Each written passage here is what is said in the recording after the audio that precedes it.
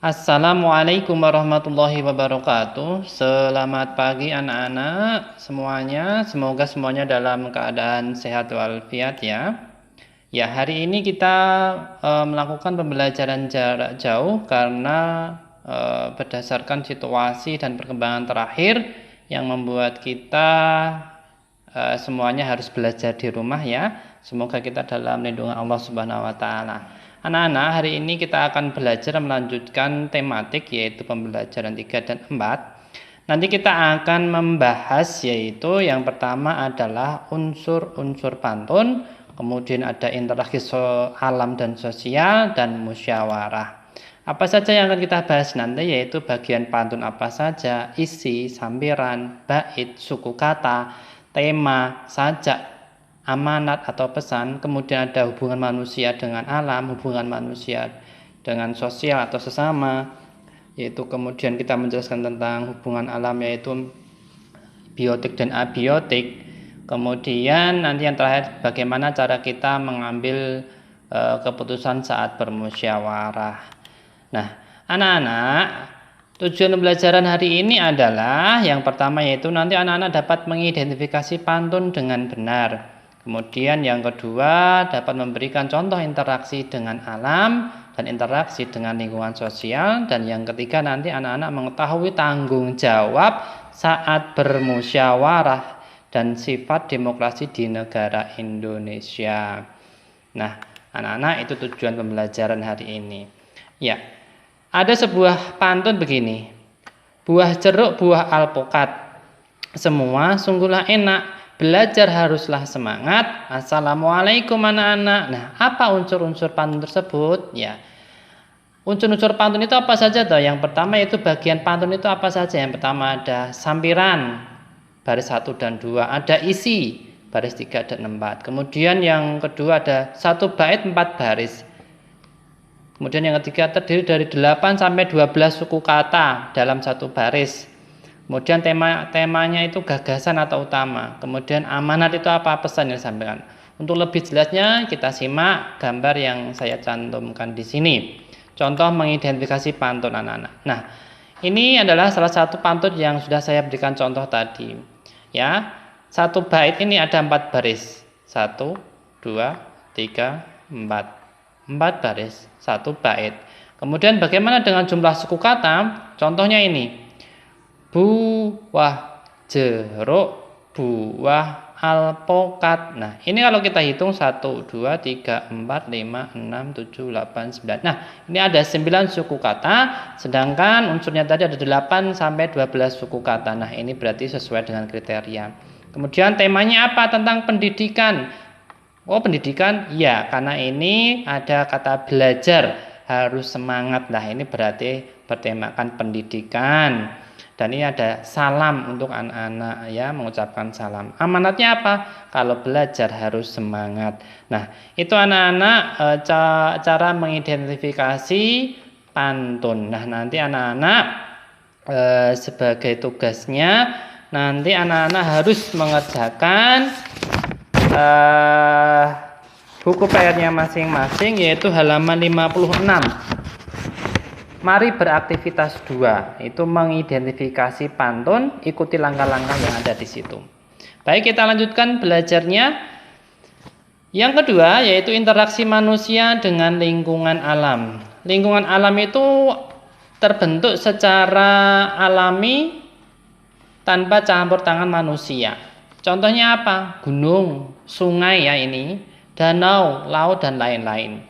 Lingkungan alam terdiri dari biotik. Biotik kita apa? Benda hidup, contohnya apa? Hewan, manusia, tumbuhan. Abiotik, benda mati, air, udara, batu, dan lain-lain. Nah, itu adalah jenis lingkungan alam terdiri dari 2 yaitu biotik dan abiotik. Kemudian manusia menyesuaikan diri dengan lingkungan. Contohnya, orang yang tempat tinggalnya di pesisir biasanya profesinya adalah nelayan. Sedangkan orang yang tinggalnya di pegunungan biasanya profesinya adalah petani. Contoh yang lain apa? Misalkan kalau orang yang rumahnya itu ada di pesisir pantai, pasti dia jarang memakai jaket. Tapi sebaliknya, orang yang rumahnya di pegunungan, dia pasti sering memakai jaket. Contoh yang lain, interaksi manusia dengan alam apa? Manusia mengelola alam, anak-anak. Mengelola alam untuk memenuhi kebutuhan sehari-hari. Contohnya, manusia mengolah tanah untuk bercocok tanam. Kayu diolah menjadi barang, mebel, dan lain-lain. Nah, itu adalah salah satu contoh interaksi manusia dengan lingkungan alam. Kemudian, ada lagi interaksi manusia dengan lingkungan sosial. Apa toh itu maksudnya? Interaksi manusia dengan lingkungan sosial adalah hubungan manusia dengan manusia beserta aktivitasnya dalam sehari-hari.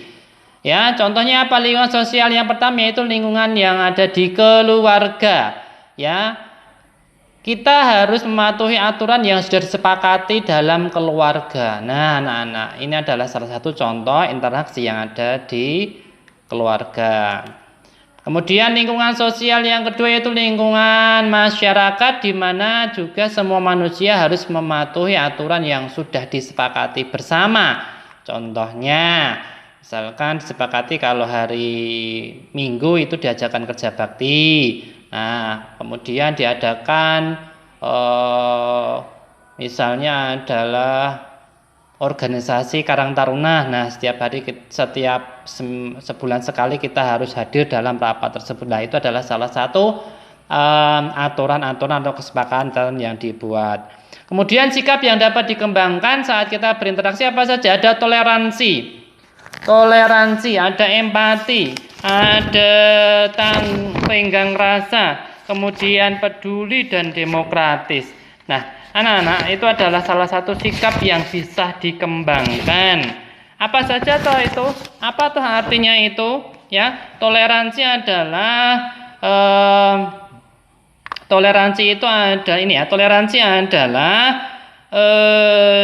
menghargai perbedaan.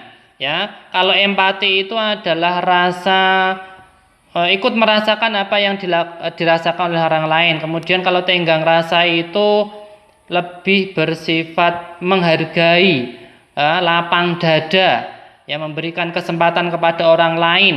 Kalau peduli itu lebih istilahnya peka terhadap orang lain. Sedangkan demokratis itu adalah artinya mementingkan musyawarah ataupun mufakat ataupun voting, anak-anak. Nah, itu adalah beberapa penjelasan tentang sikap yang dapat dikembangkan saat berinteraksi.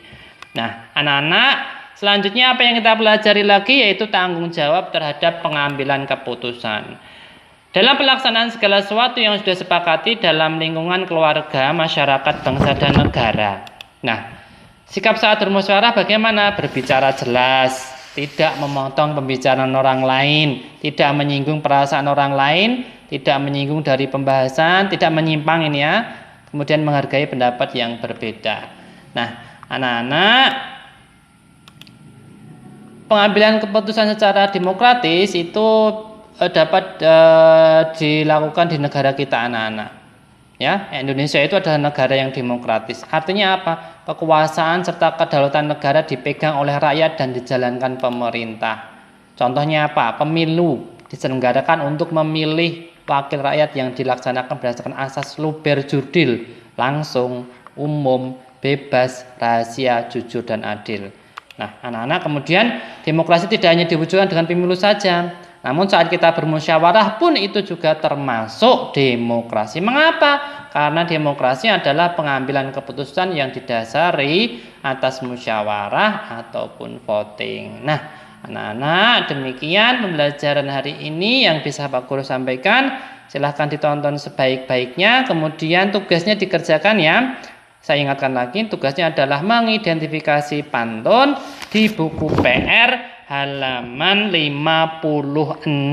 Begitu anak-anak, kurang lebihnya mohon maaf. Jika ada kekurangan saya minta maaf yang sebesar-besarnya. Semoga kita selalu dalam keadaan lindungan Allah Subhanahu wa taala. Saya akhiri, Assalamualaikum warahmatullahi wabarakatuh.